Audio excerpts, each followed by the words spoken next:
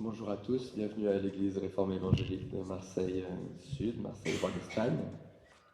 Nous allons pouvoir commencer le culte dans quelques instants. Je vous prie simplement de veiller à ce que vos téléphones portables soient éteints. Et je vous invite à une minute de recueillement avant le début du culte.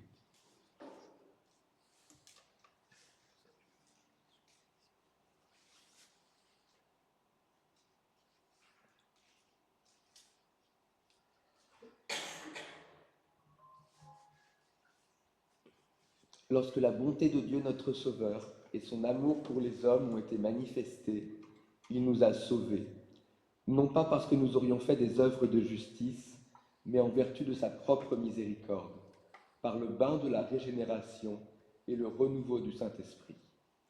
Il l'a répandu sur nous avec abondance par Jésus-Christ notre Sauveur, afin que, justifiés par sa grâce, nous devenions héritiers dans l'espérance de la vie éternelle. C'est avec ces mots de l'épître de Paul à Tite que je souhaite vous accueillir aujourd'hui dans la présence de notre Dieu, le Père, le Fils, le Saint-Esprit, en ce dimanche où nous commémorons plus particulièrement le baptême du Seigneur, ce moment où il a été rempli du Saint-Esprit, où la bonté de Dieu s'est manifestée sur lui. Ce moment qui vient clôturer tout ce cycle de Noël que nous avons commencé il y a déjà plus de 2 semaines. Et je vous invite à invoquer notre Dieu ensemble dans la prière. Dieu éternel, toi qui veux que tous les hommes soient sauvés, parviennent à la connaissance de la vérité. Nous te bénissons de ce que tu as donné ton Fils au monde, de ce que tu as manifesté sa gloire, non seulement à ton peuple élu, mais aussi à des nations qui ne te connaissaient pas. Tu l'as envoyé réussir là où Adam avait échoué. Par son obéissance parfaite, jusqu'au sacrifice de la croix, il nous a ouvert la porte du royaume de Dieu. Merci Seigneur de nous avoir donné les paroles de la vie éternelle dans le doux nom de Jésus. Merci Seigneur pour notre baptême qui nous a ouvert également cette porte, qui nous a donné ce beau nom de chrétien. Saint-Esprit, donne ton admirable lumière aux hommes qui sont encore dans les ténèbres. Hâte le jour, nous t'en supplions, où au nom de Jésus, tout genou fléchira dans les cieux, sur la terre et sous la terre, et où toute langue confessera que Jésus-Christ est le Seigneur, à la gloire de Dieu le Père. Amen. Et je vous invite à continuer à louer le Seigneur avec le psaume 29.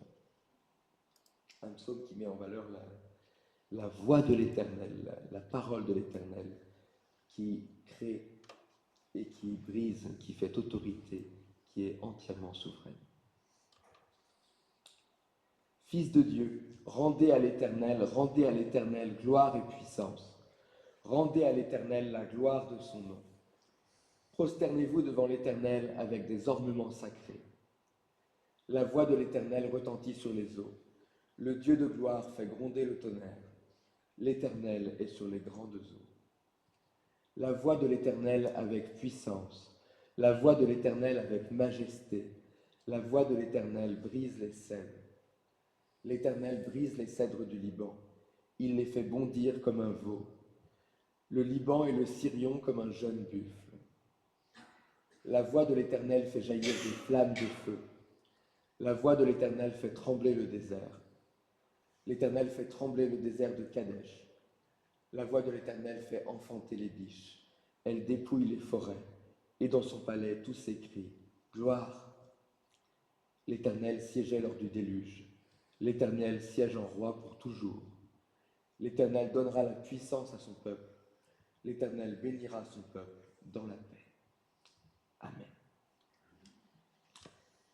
Et nous continuons à louer le nom de l'Éternel avec un premier chant.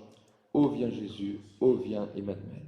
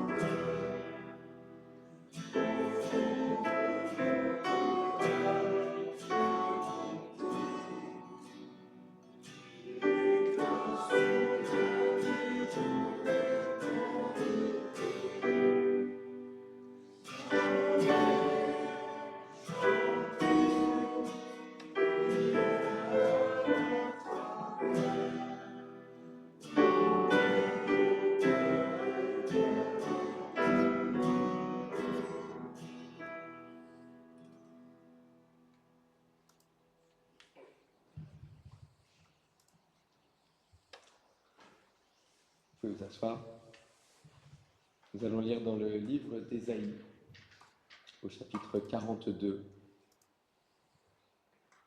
les versets 1 à 9, où il est question d'un serviteur qui va venir et dans lequel Dieu va mettre tout son esprit. Ésaïe 42, 1 à 9. Voici mon serviteur, auquel je tiens fermement, mon élu, en qui mon âme se complaît. J'ai mis mon esprit sur lui. Il révélera le droit aux nations. Il ne criera pas, il n'élèvera pas la voix et ne la fera pas entendre dans les rues. Il ne brisera pas le roseau broyé et il n'éteindra pas la mèche qui faiblit. Il révélera le droit selon la vérité.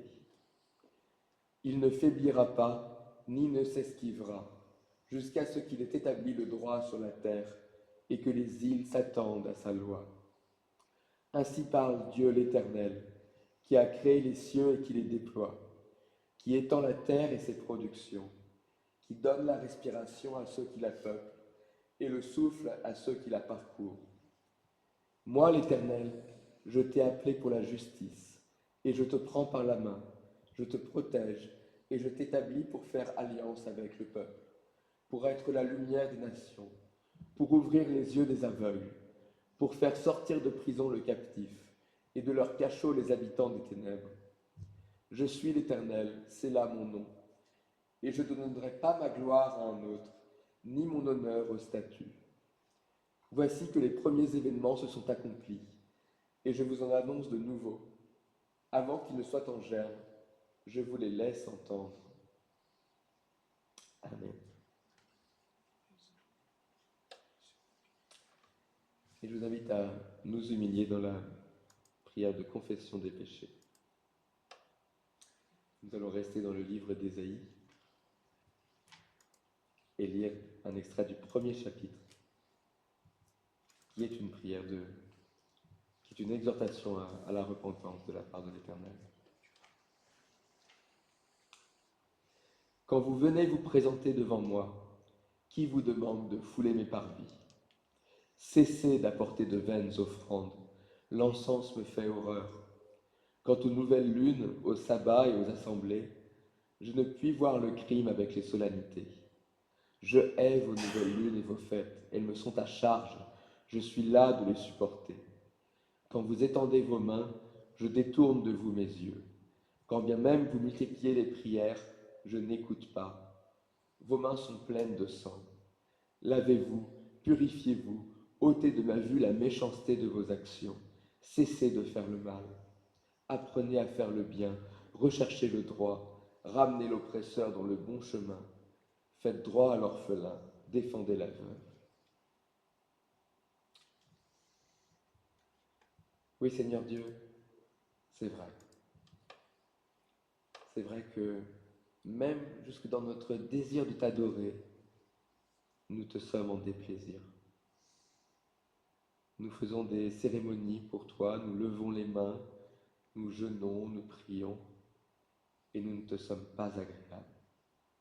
Quand nous étendons les mains, tu détournes de nous les yeux. Quand nous multiplions les prières, tu ne nous écoutes pas. Quelle malédiction qu'un Dieu qui ne nous écoute pas. Mais quelle bénédiction que cette possibilité que nous avons en Jésus-Christ de nous laver, de nous purifier, d'être débarrassés de la méchanceté et de revenir à l'Éternel. Alors humilions-nous devant le Seigneur. Dieu Tout-Puissant, Dieu plein de miséricorde, source de tout bien, toi qui connais nos pensées, nous venons devant toi confesser que nous avons péché, que nous avons fait ce qui est mal à tes yeux. Purifie-nous des souillures de nos fautes passées et présentes. Fais-nous la grâce de bannir de nos cœurs tout ce qui nous entraîne au mal, jusque dans nos mouvements d'adoration, afin que, délivrés de la servitude du péché, nous produisions enfin des fruits dignes de la repentance, enfin un culte qui te soit agréable. Dieu de miséricorde, prends pitié de nous. Dans ta bonté, délivre-nous du mal. Par ta puissance, fortifie notre faiblesse. Sois notre appui. Par ta sagesse, délivre-nous de notre aveuglement, pour que de tout notre cœur, de toute notre âme, de toute notre force, nous puissions enfin chercher ta face en suivant Jésus-Christ, ton Fils bien-aimé, et qu'ainsi nous connaissions la paix, la justice, promise à ceux qui l'aiment. Amen. Continuons à nous humilier en chantant « Pardon, Seigneur, pardon », et nous restons assis pour ce chant.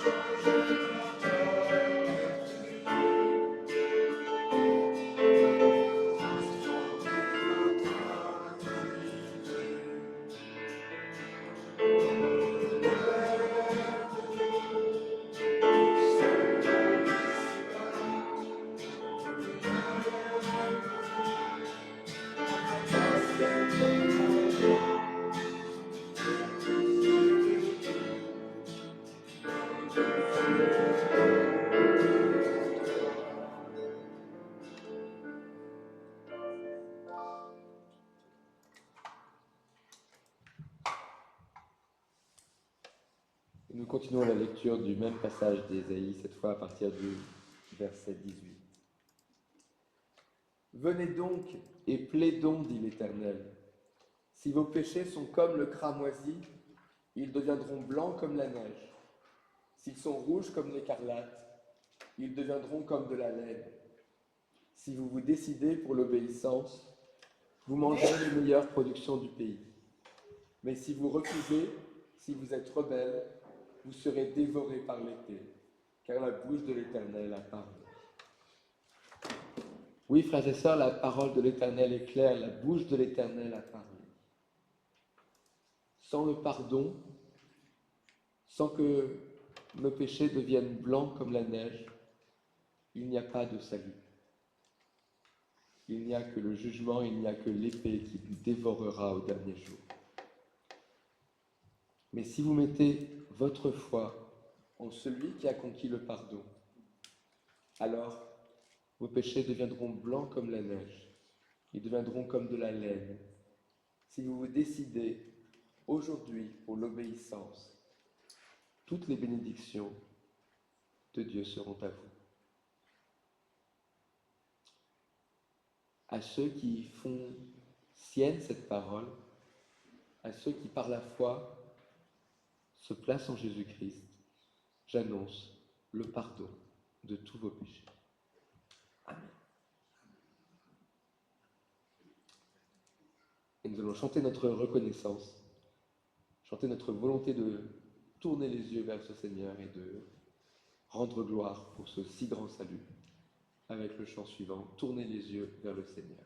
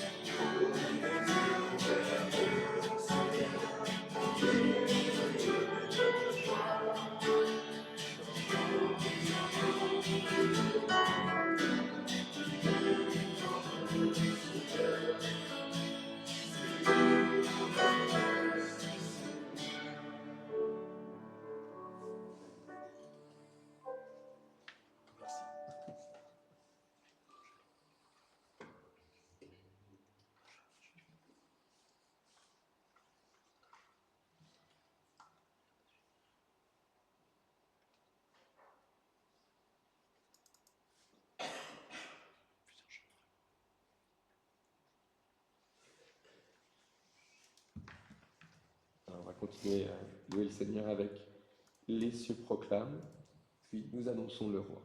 Et ensuite nous aurons un temps de prière libre.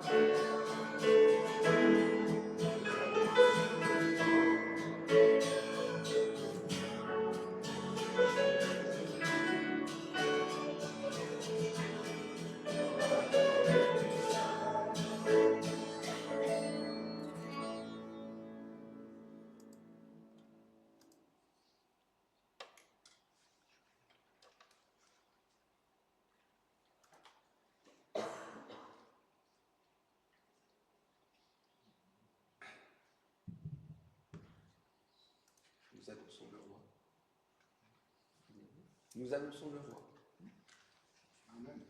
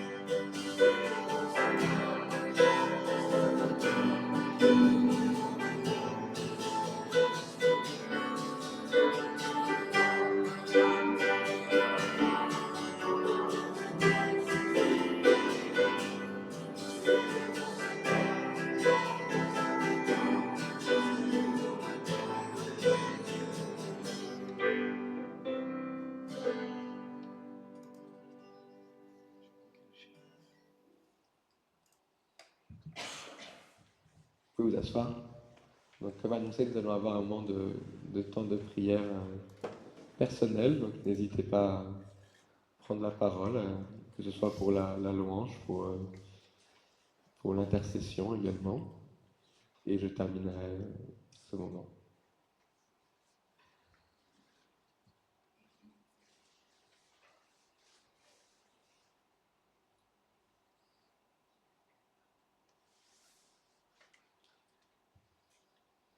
Père éternel, encore aujourd'hui, nous sommes heureux de pouvoir nous approcher de toi, tels que nous sommes, avec nos faiblesses, nos manquements, nos imperfections. Tu es notre Papa, notre Père. Et encore aujourd'hui, nous te demandons de nous guider dans tes voies, dans tes sentiers, car nous savons que nos voies et nos sentiers ne sont pas ni tes voies ni tes sentiers. Mais Seigneur mon Dieu, nous te demandons de nous guider dans ton Saint-Esprit. Remplis-nous de ton Saint-Esprit, afin que nous fassions ta volonté. Tu es notre Papa, notre Père, tu veilles sur nous. Oh Seigneur mon Dieu, comme c'est bon d'être avec toi, une heure entière partie de mieux que mieux ailleurs. Merci Seigneur encore sur cette belle journée. Merci parce que jour après jour, tu renouvelles notre force mentale, physique et spirituelle. En toi, nous avons le mouvement, la respiration mentale. Nous te nous tu es merveilleux, admirable, incomparable. Mais tu vois, Seigneur mon Dieu, nous sommes que aussi, Seigneur mon Dieu, nous te demandons d'être avec nous, Seigneur mon Dieu. Tu es notre guide, notre papa, notre père. Notre seul désir, c'est faire ta volonté, qu'elle s'accomplisse. Et d'avance, nous te disons merci. Et nous te rendons grâce dans le précieux nom de Jésus, notre bien-aimé Seigneur et Sauveur. Amen. Merci. Amen.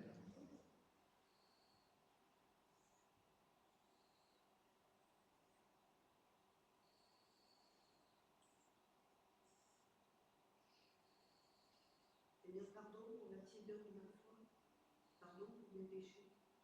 Tu es le premier dans mon cœur, mais je dois le reconnaître, tu n'es pas toujours le premier dans ma vie, chaque jour. Gloire à toi, Seigneur. Merci pour ton sacrifice, merci pour ton amour, merci pour ton esprit qui t'a nouveauté chaque jour. Seigneur, je veux te rendre gloire, témoigner de toi, de qui tu es, de l'amour que tu as pour ton peuple, Seigneur, et que nous puissions toujours être plus nombreux à nous rassembler derrière toi, à suivre ta lumière, toi la lumière du monde, Seigneur. Nous voulons le dire haut et fort, Seigneur. Je veux le chanter haut et fort, Seigneur, afin que chacun sache qui tu es. Dans ce monde perturbé, Seigneur, nous avons besoin de toi. Toi seul peux nous sauver. Tu tiens le monde dans ta main, Seigneur. Ne nous lâche pas. Ne nous permets pas de nous éloigner de toi, parce que sans toi, rien n'est possible. Gloire à toi, Seigneur. Amen. Amen. Seigneur Jésus, merci pour ton beau nom. Merci pour ton sacrifice infini, précieux, qui nous permet aujourd'hui d'être là et d'être pardonné de tous nos péchés. Seigneur, nous voulons te louer, t'adorer, te remercier pour tout ce que tu fais pour nous. Merci parce que nous vivons une situation de paix en France. Nous pensons à tous ceux qui souffrent, à tous les chrétiens dans le monde entier qui n'ont pas la liberté de te louer. Seigneur, nous pensons aussi à tous les enfants, tous les gens qui souffrent dans la vie en guerre. Seigneur Jésus, aide-nous à devenir de plus en plus humbles pour que toi tu puisses grandir en nous et que nous puissions avancer dans la foi, dans ton esprit. Nous avons tellement besoin de toi, Seigneur, de ta force, de ton amour, de ta fidélité. Merci, Seigneur, merci pour tout. Amen. Amen. Dis, Seigneur, tu es venu jusqu'à nous. Tu t'es fait homme. Tu t'es humilié, Seigneur. Nous t'avons mis à la croix, Seigneur. Tu nous as rachetés. Merci, Seigneur. Ton amour est si puissant, si grand, Seigneur. Entre-nous pas de nous. Et Dieu, tu es à nous. Par amour, tu as fait ça. Tu nous as voulu racheter. Nous ramener vers toi, vers ta sainteté, Seigneur. Bien vu que le chemin n'est pas facile, Seigneur. Pardon pour nos manquements. Pardon pour nos mauvaises pensées, pour les tentations, pour les intentions qui sont des fois de ta volonté, Seigneur. Mais Seigneur, tu es la vérité, le chemin et la vie. Guide-nous, Seigneur, pour que ta gloire puisse rester pour toujours. Au nom de ton Fils Jésus-Christ, Amen. Amen. Seigneur, merci pour le don de ton Saint-Esprit. Tu l'as déversé sans mesure sur ton Fils Jésus-Christ. Et à la Pentecôte, tu l'as répandu sur nous également. Tu demeures en nous, en chaque chrétien. Tu renouvelles constamment notre intelligence. Tu nous donnes différents dons qui permettent à cette communauté, malgré ses faiblesses, de subsister et de t'honorer. Seigneur, répands maintenant ton esprit sur chaque personne ici, afin qu'elle puisse entendre les paroles qui vont être proclamées, les confesser dans son cœur et les appliquer tout au long de la semaine. Amen. Et c'est uniquement par la puissance du Saint-Esprit que nous pouvons confesser notre foi. Et je vous invite donc à vous lever pour confesser ensemble la foi chrétienne selon le symbole de Nicée-Constantina. pouvons le dire tous ensemble.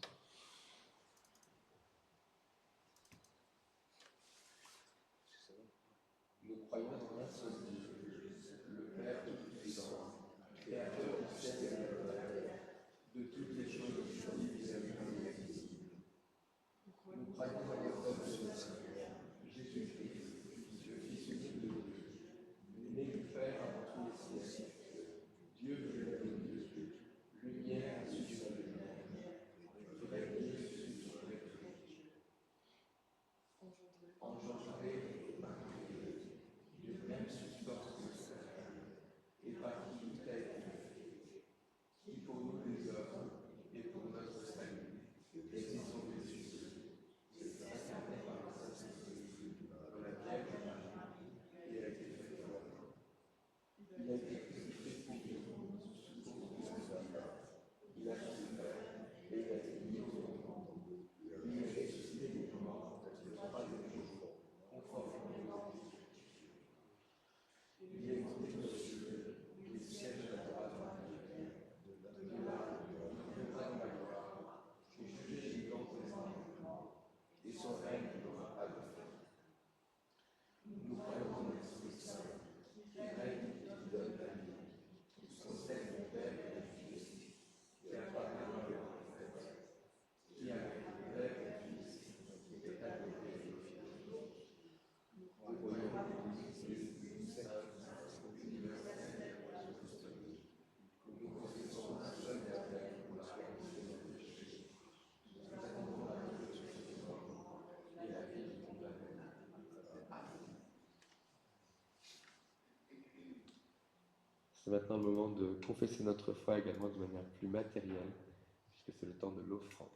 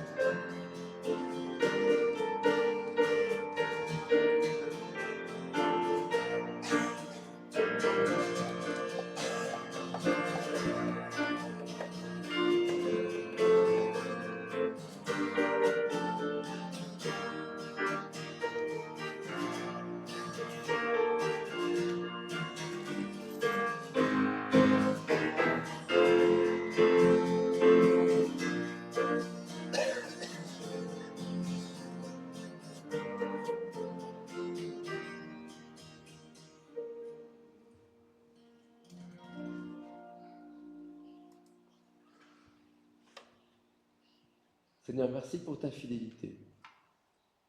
Tu as été fidèle à tes paroles, tu as été fidèle à ton alliance, et tu es fidèle chaque jour par la générosité des membres de ta communauté. Amen.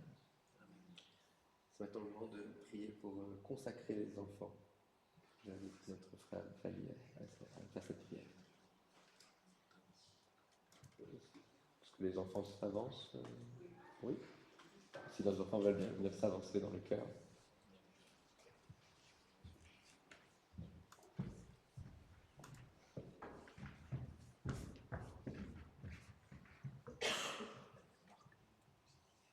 Mon Dieu, et Seigneur, merci pour ces enfants, merci pour ces bénédictions.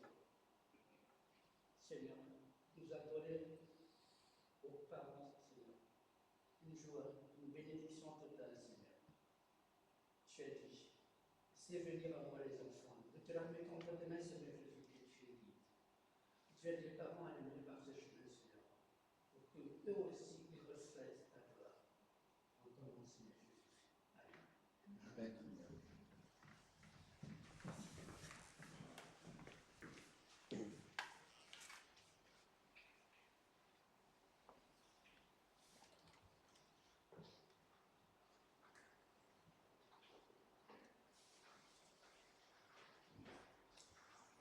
Maintenant le moment de la proclamation de la parole. Si vous disposez d'une Bible, je vous invite à l'ouvrir au début de l'évangile de Marc, c'est le deuxième dans le Nouveau Testament.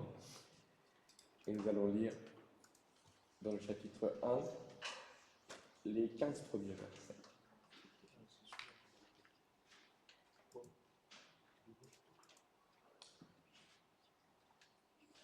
Marc 1, 1 à 15. Commencement de l'évangile de Jésus-Christ, Fils de Dieu, selon ce qui est écrit dans le prophète Ésaïe.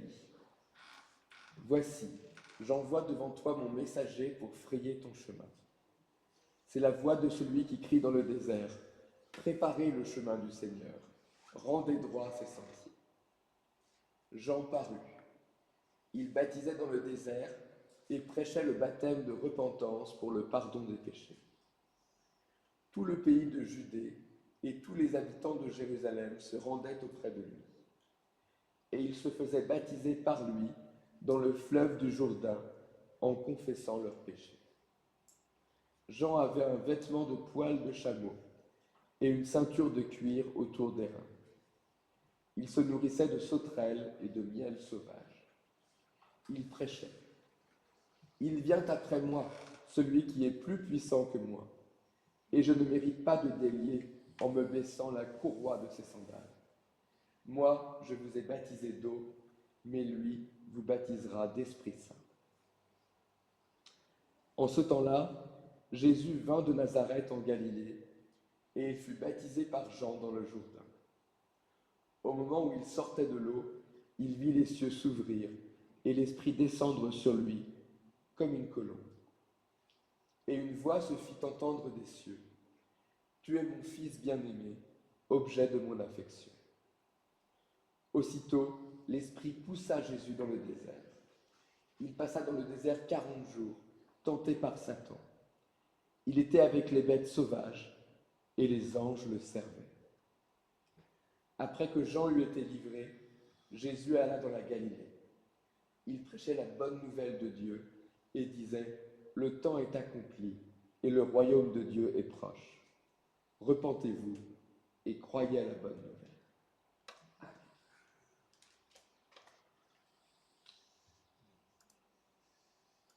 Dieu Tout-Puissant, nous te prions de nous accorder ton Saint-Esprit, afin que par ta parole salutaire, il éveille nos cœurs, il nous conduise dans la vérité, qu'il nous instruise, qu'il nous éclaire, qu'il nous console, qu'il nous sanctifie pour la vie éternelle. Par Jésus-Christ, ton Fils, notre Seigneur. Amen. Alors, comme je l'ai dit, c'est aujourd'hui le dimanche où l'on célèbre le baptême du Christ. C'est une des rares fêtes que les réformateurs réformés, calvinistes, ont bien voulu conserver, ce qui témoigne de son importance particulière et de la place centrale que le Christ y occupe. Et ce temps que nous avons vécu depuis le mois de décembre, avec la fête de Noël comme culmination, eh bien, est encadré par la figure de Jean-Baptiste, celui qui vient avant Jésus-Christ, le précurseur, mais celui que l'on retrouve également au tout début du ministère de Jésus, puisque ce baptême va marquer le début de la vie publique de Jésus, si l'on accepte quelques épisodes de l'adolescence. Jean-Baptiste annonçait donc la venue de Jésus, mais c'est maintenant Jésus qui vient à lui pour être baptisé. Et Marc choisit de commencer son évangile par cet épisode.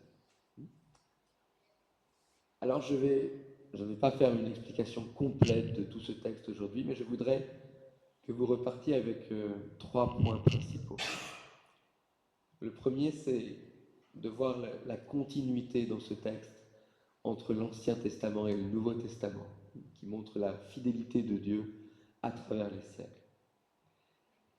Le deuxième, c'est de voir comment, du début à la fin, les marques d'humilité, d'humiliation même, que nous connaissons bien quant au ministère du Christ, à sa venue dans ce monde, sont tout de suite accompagnés également de signes avant-coureurs de sa gloire à venir.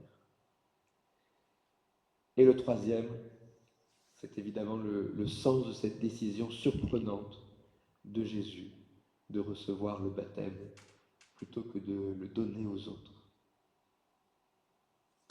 Alors, premier point, la continuité. On pourrait croire que nous avons affaire à quelque chose de radicalement nouveau, puisque Marc commence en disant « commencement de l'Évangile ». Et vous savez sans doute également que Marc est le premier évangéliste. Il inaugure un genre nouveau, ce genre biographique de Jésus en ajoutant des prophéties, en racontant les miracles, ce genre qui va devenir un nom commun, l'évangile, un évangile, et les 4 grands évangiles, et puis les différents évangiles apocryphes qui ont été produits ensuite.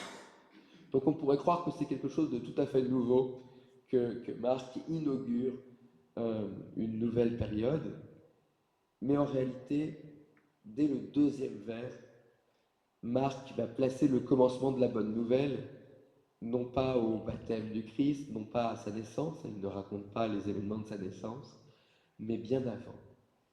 Puisque cette bonne nouvelle, cet évangile, il a commencé dans l'Ancien Testament, il a commencé dans le prophète Ésaïe. Ésaïe disait « Voici, j'envoie devant toi mon messager pour frayer ton chemin ». L'évangile, c'est une promesse déjà ancienne. C'est une promesse que tout le monde n'a pas encore oubliée, même si depuis des siècles, il n'y a plus de paroles inspirées qui se déversent, il n'y a plus de prophètes en Israël. Et d'ailleurs, comme pour faire cette jonction entre le passé et le présent, entre l'Ancien et ce qui va devenir le Nouveau Testament, eh bien, en citant Ésaïe, Marc va en réalité citer plusieurs textes bibliques, dont le chapitre 3 du prophète Malachie. Et vous pouvez voir où est le prophète Malachie, c'est le dernier texte de l'Ancien Testament, c'est le dernier chapitre même. Et donc cette voix de celui qui crie dans le désert, ce messager qui va frayer un chemin, eh bien c'était le point final, le point d'orgue de l'Ancien Testament, le retour de ce prophète Élie qui était annoncé. Alors, cette mention d'Élie, eh bien, elle s'incarne, elle aussi, juste après, avec ce verset 4, Jean parut.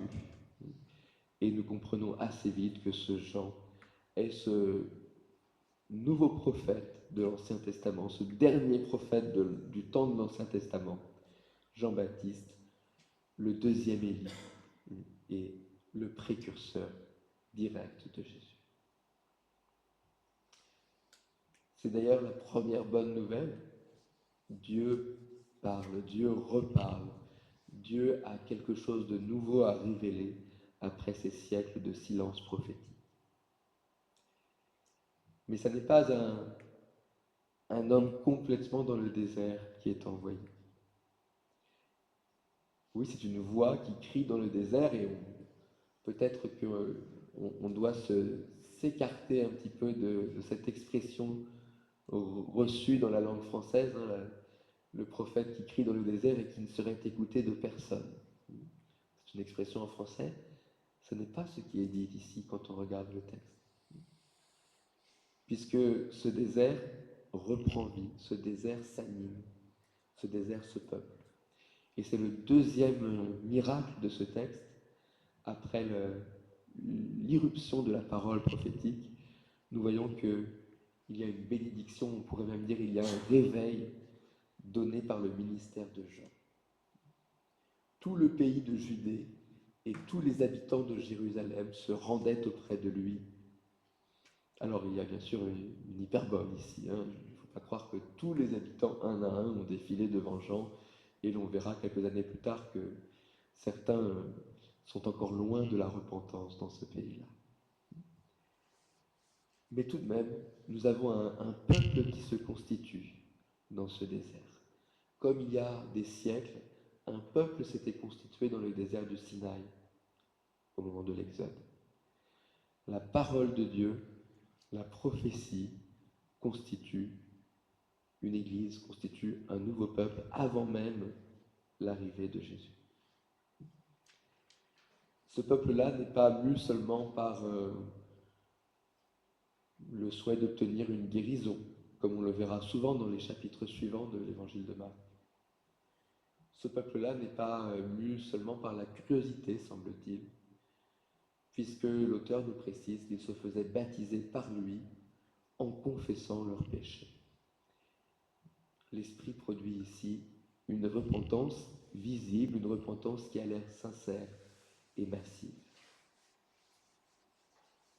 Il y a une sorte de préparation évangélique dans ce ministère de Jean qui fédère déjà, qui amène à prendre conscience du péché.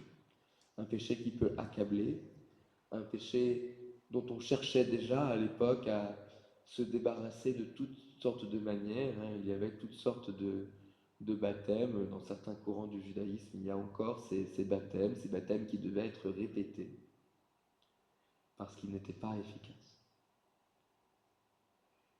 Et la singularité du baptême de Jean, c'est que ce baptême-là, qui n'est pas le baptême chrétien, n'est pas non plus le baptême juif de cette époque.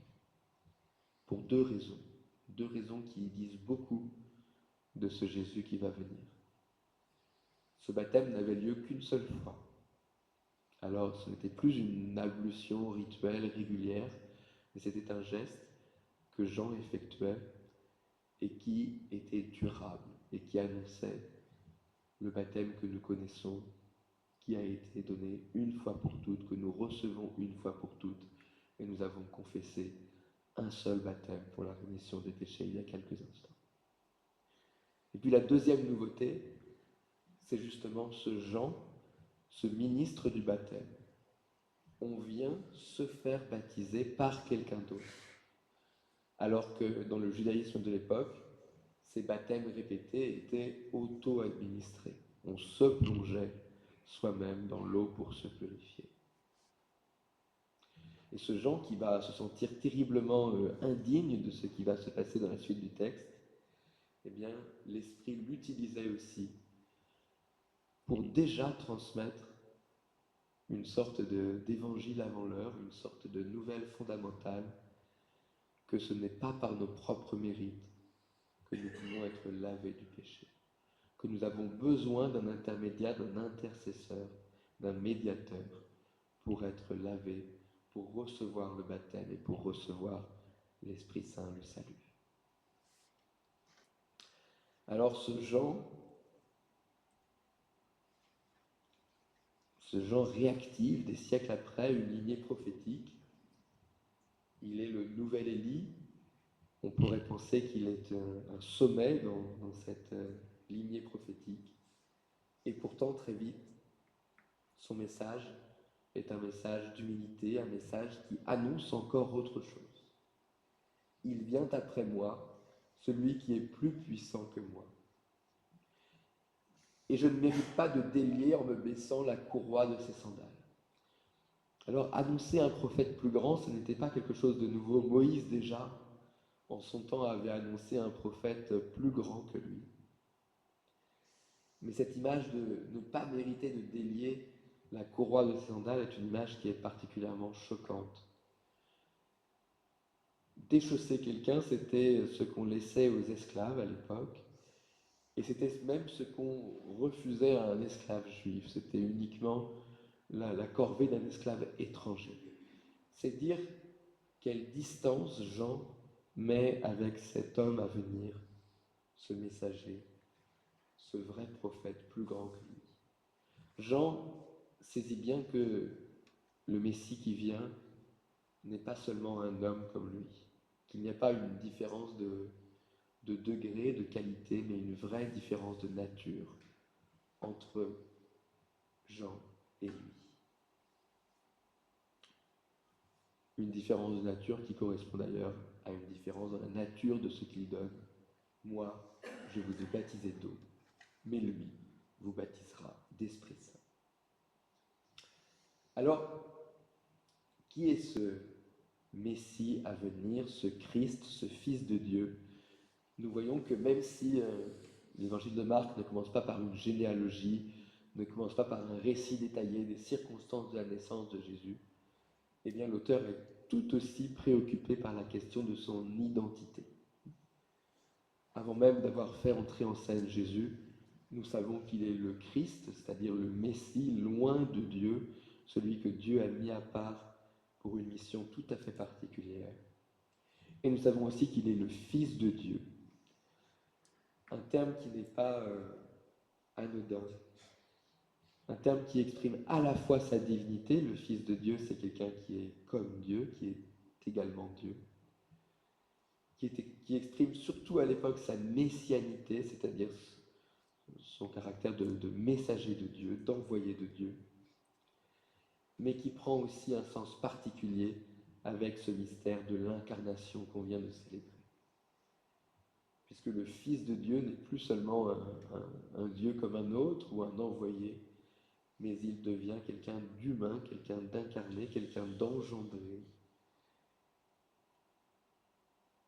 Et Dieu alors habite, Dieu pose sa tente. Voilà tout ce que Marc veut nous dire dans ce premier verset. Et cette question de l'identité, elle est centrale dans tout l'évangile de Marc. Nous avons une déclaration de Dieu. Il y a peu d'endroits dans le Nouveau Testament où nous entendons la voix du Père comme cela descendre du ciel.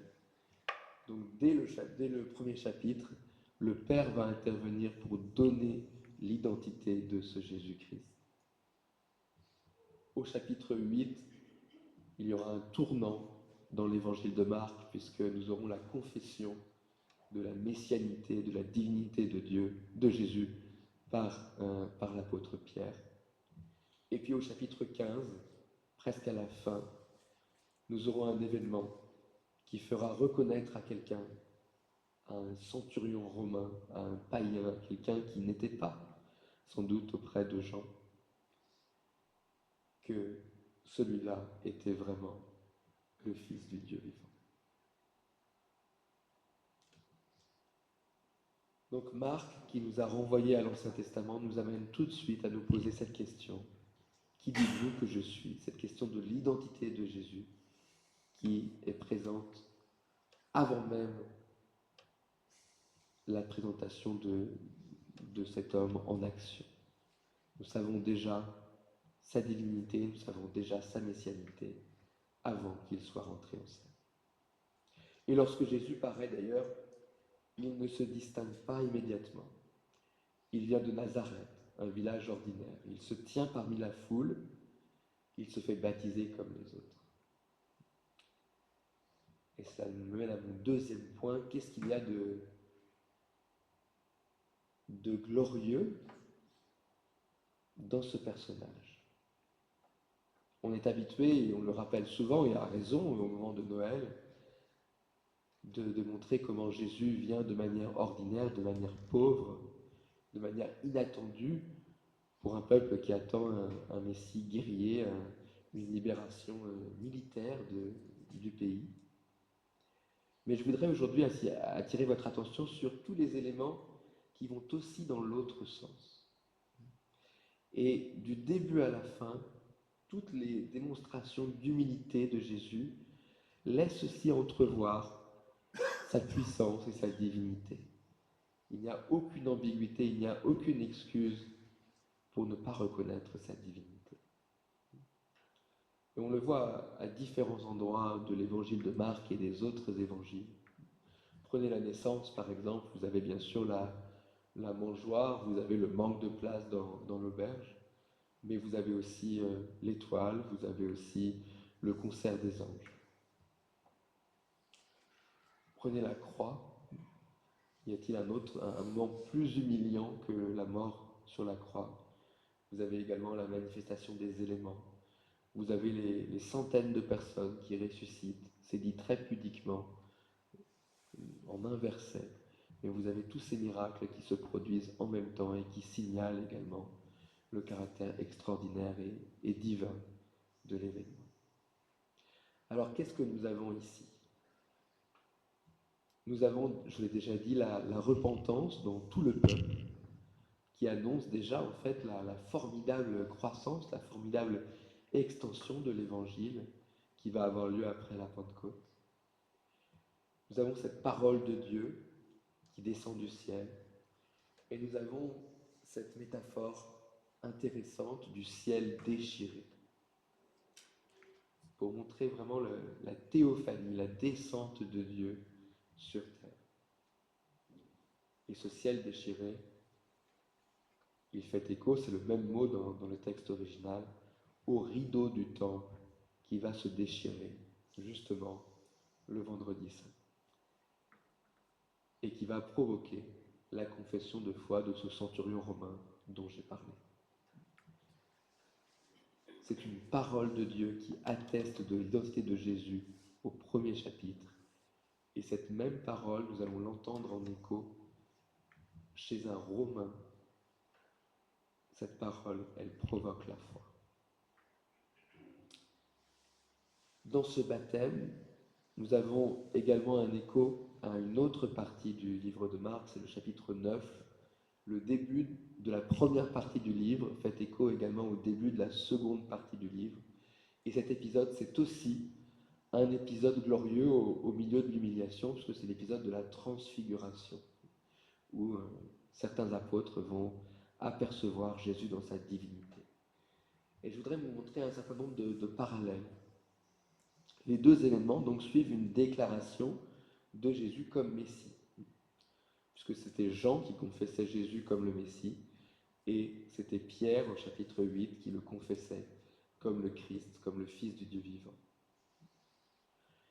Les ministères qui sont concernés sont aussi en parallèle, puisque Jean-Baptiste va mourir peu avant la transfiguration. Jean-Baptiste faisait un travail de préparation pour une construction. Il était en train d'aplanir les chemins pour la venue du Seigneur. Et juste avant la transfiguration, Jésus aussi annonce la construction d'un bâtiment, d'un temple qu'il va relever. Les deux événements sont suivis d'un affrontement avec des esprits mauvais. La tentation dans le désert, dans le cas que nous avons lu, et puis un démon particulièrement coriace après la transfiguration. Dans les deux cas, Jésus va ensuite se rendre en Galilée, pour se rendre d'ailleurs dans le village de Capernaum. Et ce n'est pas anodin lorsque l'on sait que la Galilée était le royaume d'Hérode, ce Hérode qui allait tuer Jean. Le texte que nous avons lu dit après que Jean eut été livré, Jésus alla dans la Galilée. Donc après cette apparition, cette voix de Dieu qui l'assurait de son identité, eh bien Jésus part dans un territoire dangereux, dans un territoire où son précurseur vient d'être assassiné. Dans le baptême, l'Esprit est descendu sur Christ sous la forme d'une colombe, sous une forme visible, et dans la transfiguration, il y a un autre signe de l'Esprit qui couvre le Christ, c'est une nuée. Dans le baptême, comme dans la transfiguration, nous entendons la voix du Père qui se fait entendre pour témoigner de cette identité de Jésus. Nous avons donc à la fois le Père, le Fils et l'Esprit. Ce sont les deux moments dans l'Évangile où nous avons la Trinité qui est réunie ainsi. Et puis ce que dit le Père, les mots mêmes du Père dans ces deux occasions sont très semblables. Celui-ci est mon Fils bien-aimé. Pourquoi donc cet événement glorieux alors que Jésus n'est pas encore connu, alors que les foules suivent Jean, et on sait qu'elles vont se détourner progressivement de Jean pour aller vers Jésus? Peut-être justement pour encourager Jésus avant cet enlèvement dans le désert, ces 40 jours d'errance et de tentation en face à face avec Satan. Jésus va réussir ces 40 jours dans le désert, là où Israël avait échoué dans les 40 ans dans le désert. Et nous voyons dans ce texte comment Jésus va s'identifier avec Israël. Jésus va devenir ce représentant, ce serviteur qu'Ésaïe chantait et qu'il appelait Israël. Jésus devient notre représentant. Et donc cette voix qui se fait entendre pour désigner Jésus, le désigner sans couronne, sans trône, mais simplement avec l'amour du Père, eh bien, c'est une voix qui le reconnaît comme fils, comme roi choisi par Dieu, et qui nous permet de nous placer à notre tour dans cette filiation, de nous appeler également par la foi enfants de Dieu. Alors, dernier point, quel est le sens de cette décision? Il est normal d'être étonné devant le geste de Jésus. Et le premier étonné, bien sûr, c'est Jean lui-même, lorsque il voit venir Jésus, celui qu'il va appeler l'agneau de Dieu qui enlève les péchés du monde, et que cet agneau tout pur, cet agneau sans tache, va lui demander le baptême, va lui demander ce geste de nettoyage. C'est même une réaction qui peut paraître assez pieuse que de refuser instinctivement ce geste, de montrer que nous percevons Jésus comme étant sans péché et n'ayant pas besoin d'être lavé de quoi que ce soit. Mais pourtant, ce baptême de Jésus, il est éminemment nécessaire. Ce baptême-là, il était institué par Jean, mais Jésus va s'en emparer. Jésus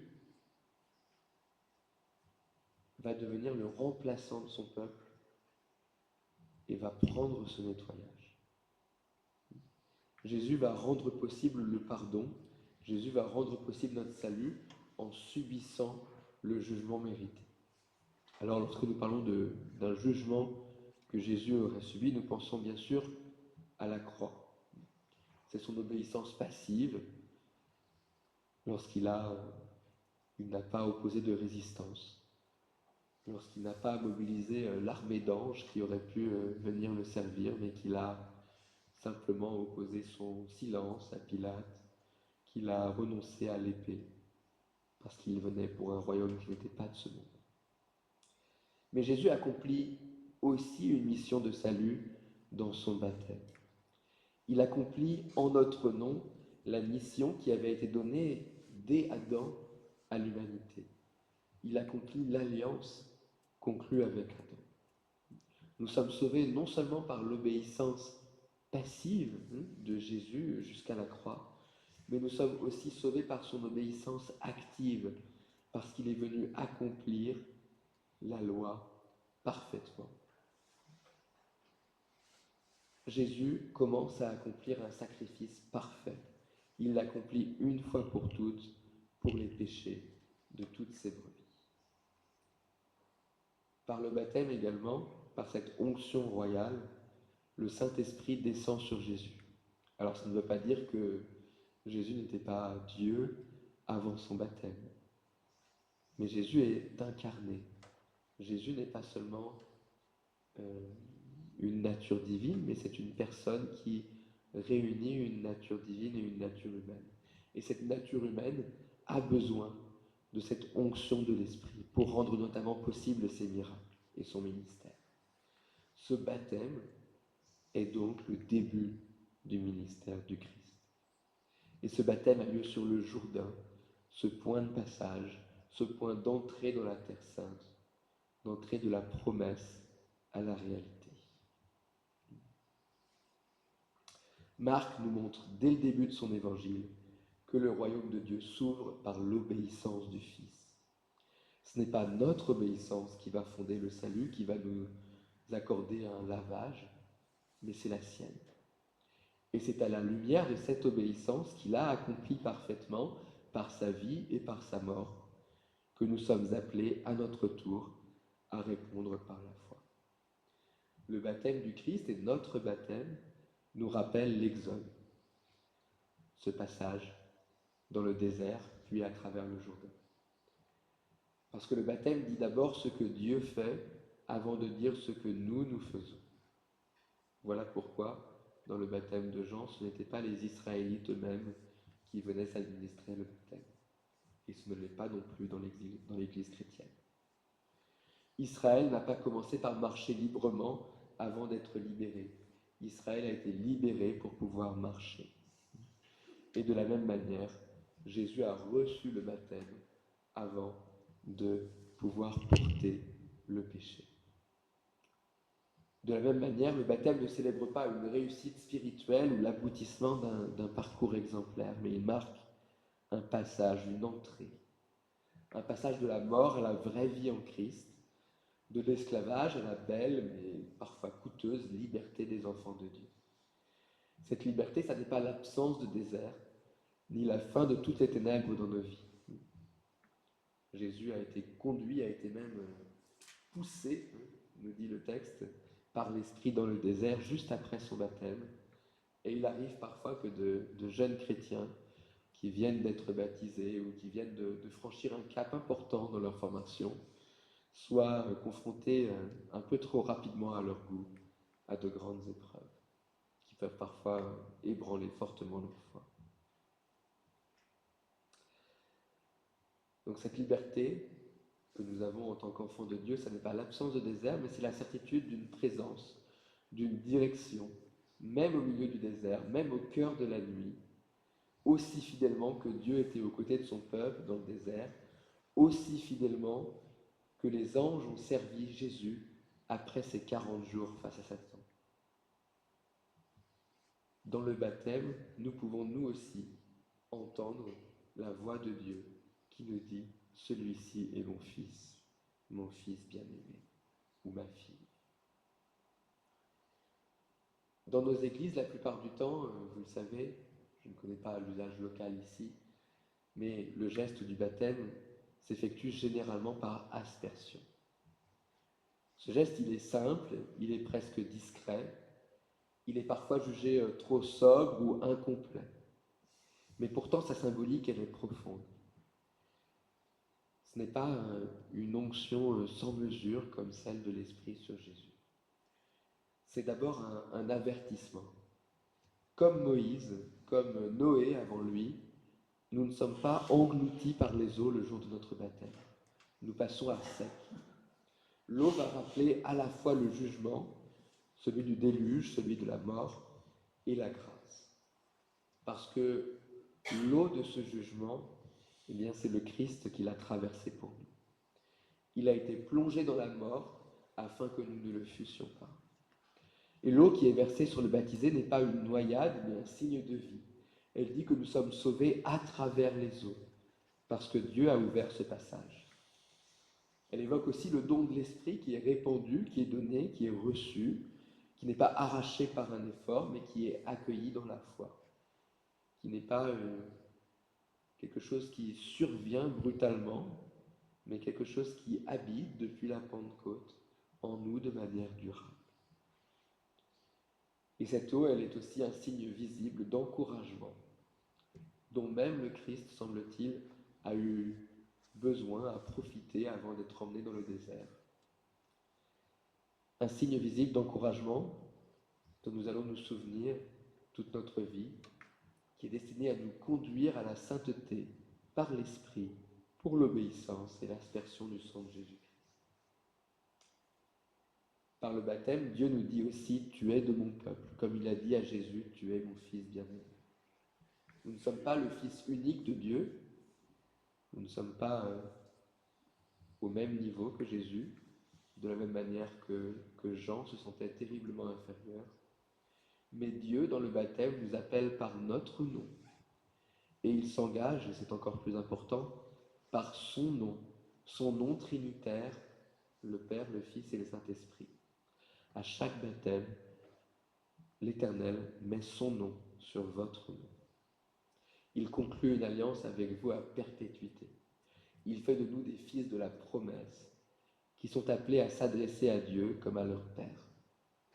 Comme Pierre l'annoncera à la Pentecôte, cette promesse, ce baptême, il est pour nous et pour nos enfants. C'est une alliance que nous recevons, que nous confessons, une alliance qui nous engage, mais surtout dans laquelle Dieu s'engage le premier. Il se souviendra de son alliance avec nous, aujourd'hui et à toujours.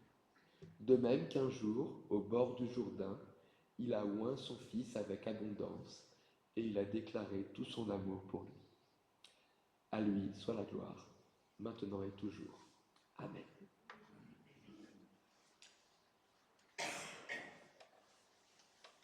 Et nous pouvons chanter notre reconnaissance avec le chant « Merci d'un cœur reconnaissant ».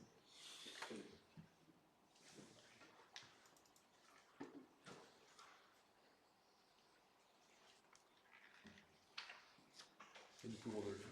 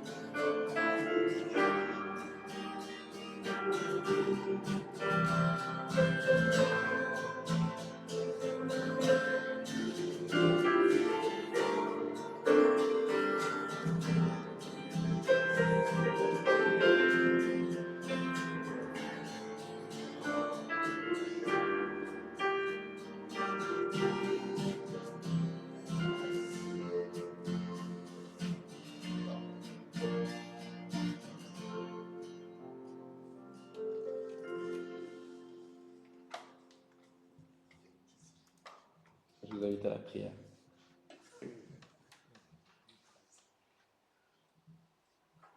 Seigneur, merci pour le baptême qui nous a été donné. Merci Seigneur d'avoir mis ton nom 3 fois saint, sur notre vie. Continue à nous donner ton esprit pour que nous puissions être fidèles aux promesses de ton baptême.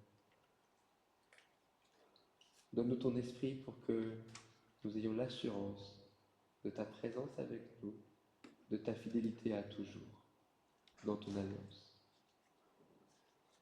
Seigneur, merci parce que par le baptême, nous avons rejoint une communauté. Merci pour nos frères et sœurs dans le baptême. Merci aussi pour tous ceux qui se préparent à le recevoir. Merci pour chaque occasion de nous souvenir de ce geste d'amour que tu as posé, Père, sur nous. Seigneur, merci aussi pour cet autre baptême auquel tu t'es préparé. Ce baptême et cette coupe que tu as bu jusqu'à la vie sur la croix.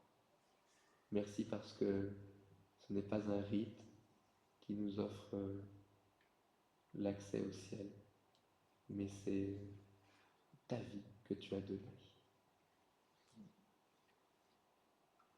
Seigneur, toi qui es le Fils unique du Père, le Fils bien-aimé, tu nous as appris à nous considérer comme tes frères, tu nous as appelés frères. Tu es venu nous parler d'un Dieu qui n'est pas un Dieu lointain, mais un Dieu qui a déchiré le ciel pour venir auprès de nous. Et par la foi, nous pouvons être enfants de Dieu. Alors nous voulons te prier selon les mots que tu nous as appris, en s'adressant à toi comme à notre Père qui es aux cieux. Que ton nom soit sanctifié, que ton règne vienne, que ta volonté soit faite sur la terre comme au ciel. Donne-nous aujourd'hui notre pain de ce jour. Pardonne-nous nos offenses, comme nous pardonnons aussi à ceux qui nous ont offensés. Et ne nous soumets pas à la tentation, mais délivre-nous du mal, car c'est à toi qu'appartiennent le règne, le pouvoir et la gloire au siècle des siècles. Amen. Vous recevez cette parole d'exhortation et d'encouragement, une parole issue de l'épître de Paul, la deuxième épître de Paul aux Corinthiens. Que le Dieu qui a dit « La lumière brillera du sein des ténèbres », que le Dieu qui a brillé dans nos cœurs pour faire resplendir la connaissance de la gloire de Dieu sur la face de Christ, vous bénisse et vous garde. Que l'Éternel te bénisse et te garde, que l'Éternel fasse briller sa face sur toi et t'accorde sa grâce, que l'Éternel lève sa face vers toi et te donne la paix. Bon dimanche à tous. Je crois que nous avons quelques annonces.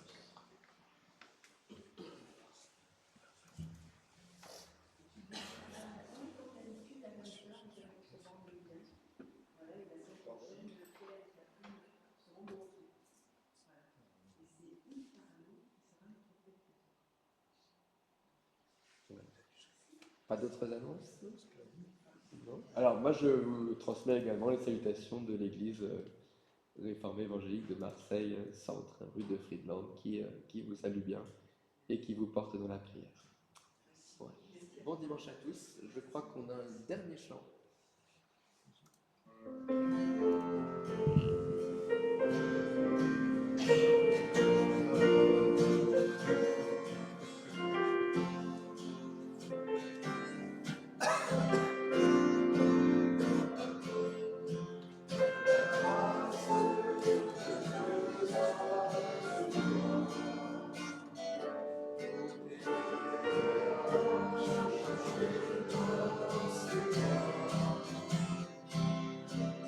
Amen.